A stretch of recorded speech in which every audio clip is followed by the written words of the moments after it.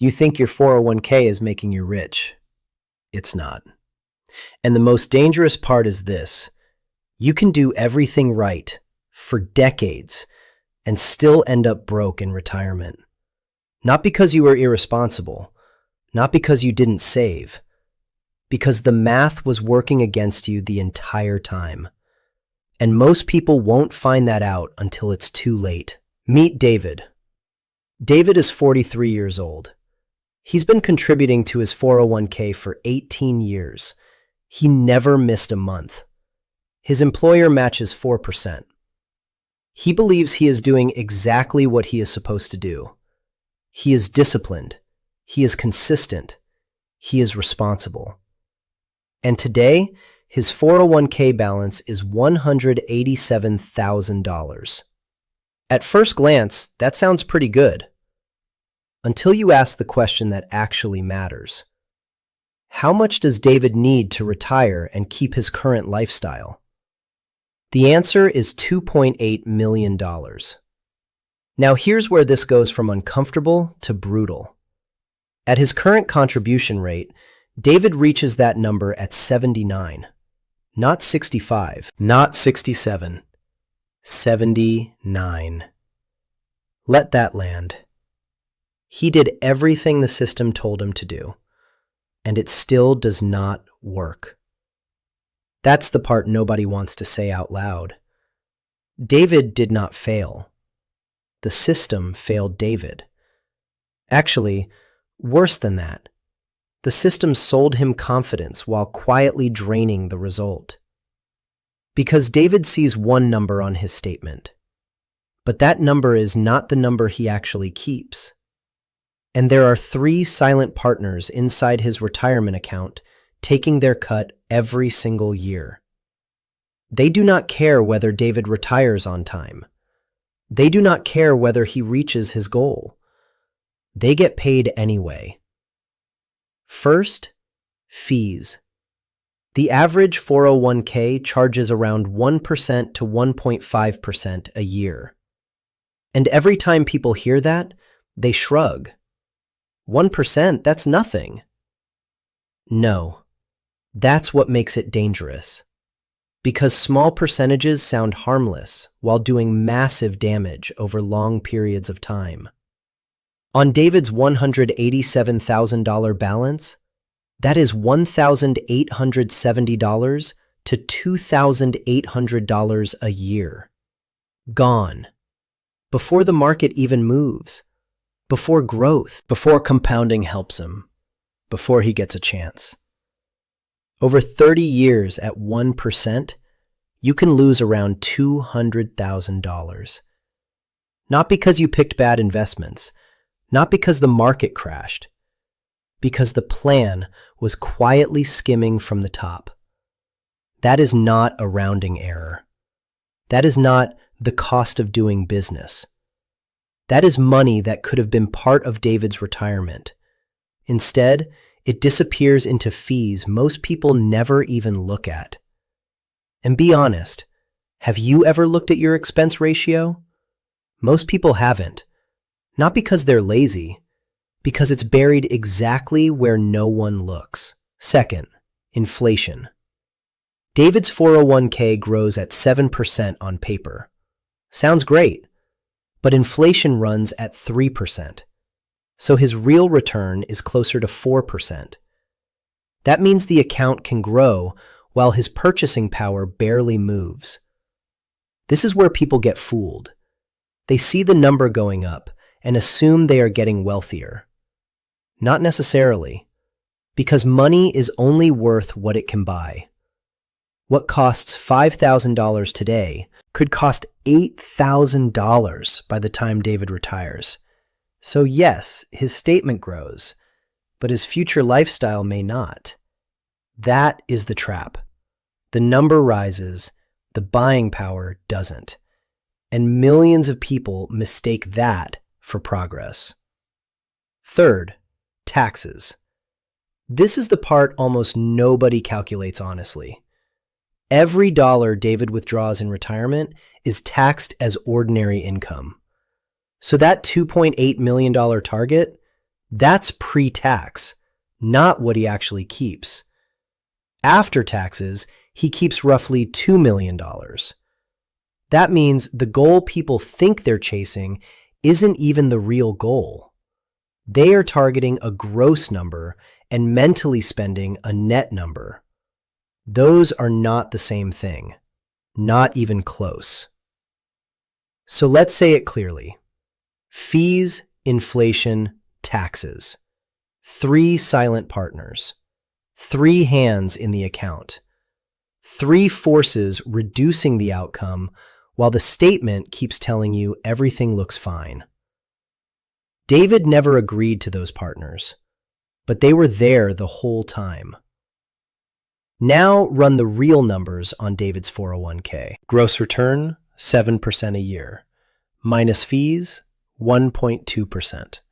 Minus inflation, 3%. Real return, 2.8% per year. That's it. 2.8%. That is not the return most people think they're getting, and it is definitely not the return most people are planning around. At 2.8%, the whole retirement picture changes. Suddenly, this thing people call a wealth-building engine starts looking more like a savings account with extra steps. And that is exactly why people feel like they've been saving forever without getting anywhere meaningful. Because in many cases, they have. Now compare 2 people. Same market, same timeline, same monthly contribution. Both invest $500 a month for 30 years. Person A earns a 7% gross return and pays a 1.5% annual fee. Person B earns the exact same 7% gross return and pays a 0.05% annual fee. That's it. That is the only difference. At the end of 30 years, Person A has about $490,000. Person B has about $648,000. That is a $158,000 difference. Same discipline, same market, same behavior. Same contribution, different fee. That's what 1.45% a year does. So when people say, it's only a percent, what they really mean is, I'm okay losing $158,000 without noticing. That is not a minor detail. That is years of retirement income. Before you keep watching, do one thing. Find your 401k plan documents. Look for the phrase expense ratio. That single number tells you more about your future than most of the motivational retirement advice on the internet. If it's above 0.5%, you are probably overpaying. If it's above 1%, you are not just investing. You are feeding the machine. The 401k reality check is in the pinned comment. And if you think David is unusually behind, he's not. David is average enough to be terrifying. According to Vanguard 2024 data, the median 401k balance across Americans is $35,286. Not $187,000, not $2.8 million, $35,286.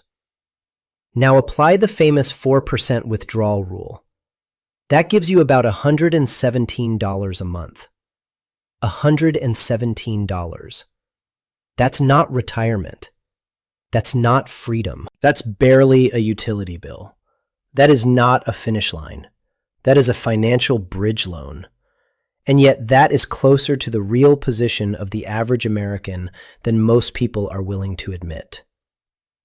Now go back to David. He needs $2.8 million. He has $187,000. That's a $2.6 million gap. At his real return of 2.8%, closing that gap takes 36 more years. He is 43 right now. 36 years from now, he is 79. This is the moment where the illusion breaks, because 79 is not a late retirement strategy. It is evidence that the plan, by itself, was never enough.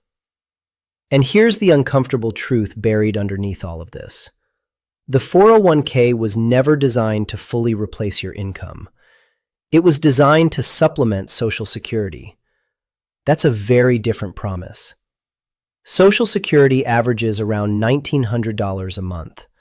Add the median 401k withdrawal we just talked about $117 a month, and you get roughly $2,017 a month to live on. That is the math a huge number of Americans are unconsciously building toward right now. Not because they chose it, because they assumed the default path would be enough. It isn't. Now meet Sandra. Same age as David, same salary, same industry. She also has a 401k. She also contributes every month. But 5 years ago, Sandra asked one question. What is my expense ratio? That's it. One question. Her answer was 1.4%. So she switched to index funds. Her new expense ratio became 0.04%. Same market, same contributions, same overall structure. One decision.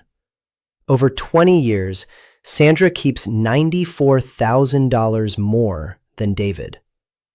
Read that again in your head. She did not earn more. She did not save more. She did not become a stock-picking genius.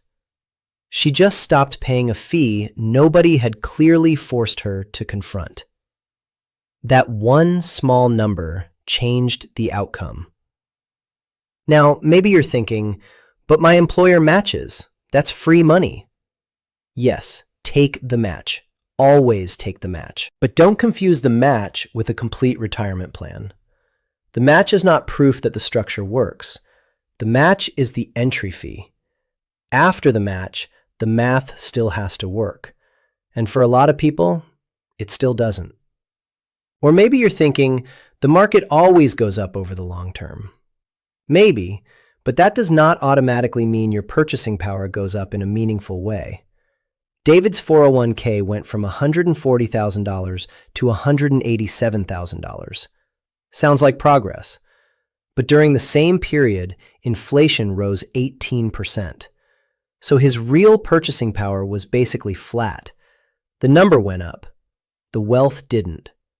And that is exactly how people get lulled into complacency. They celebrate nominal growth while real-world costs quietly outrun them. Or maybe you're thinking, I'll just contribute more. Sometimes contributing more helps, but contributing more into a structure you don't understand is not a full solution.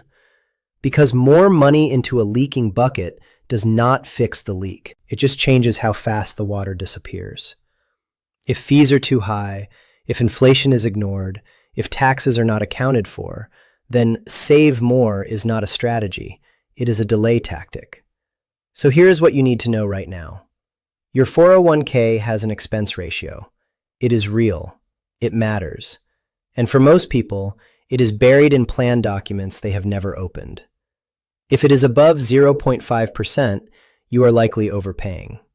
If it is above 1%, you are very likely helping someone else retire more comfortably than you will. Now ask yourself the only question that matters.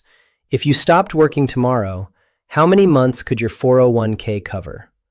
Not your fantasy lifestyle, your actual lifestyle, your actual bills, your actual housing, your actual food, your actual life. For most people, that number is under 24 months. That is not retirement. That is a cushion. And a cushion is not the same thing as financial freedom. The 401k reality check in the pinned comment shows you the number most statements never show. What you actually keep after fees, inflation, and estimated taxes. David is still contributing every month. He feels responsible. He feels prepared. He feels like he is doing the adult thing. But feeling responsible and being prepared are not the same thing. Right now, every contribution he makes is still feeding 3 silent partners: fees, inflation, and taxes. They will take their cut whether he reaches his goal or not. That's what makes this so dangerous. You can be diligent. You can be disciplined. You can be consistent and still be running a plan that was never going to get you where you thought it would. Sandra changed one number, her expense ratio. That was it. One afternoon, one decision, one adjustment, and the result was $94,000 more for retirement. Not because she worked harder, because she finally looked at the right number. So now you have two paths. Path 1. Keep contributing, keep assuming, keep feeling responsible, and never look closely enough to see what the math is doing. That path feels safe, until one day it ends at 79. Path 2. Open the document, find the expense ratio, run the real number, and stop confusing participation with preparation. Most people will watch this and do nothing. They'll keep contributing, keep trusting, keep hoping, and nothing will change. Because nothing changes until you do.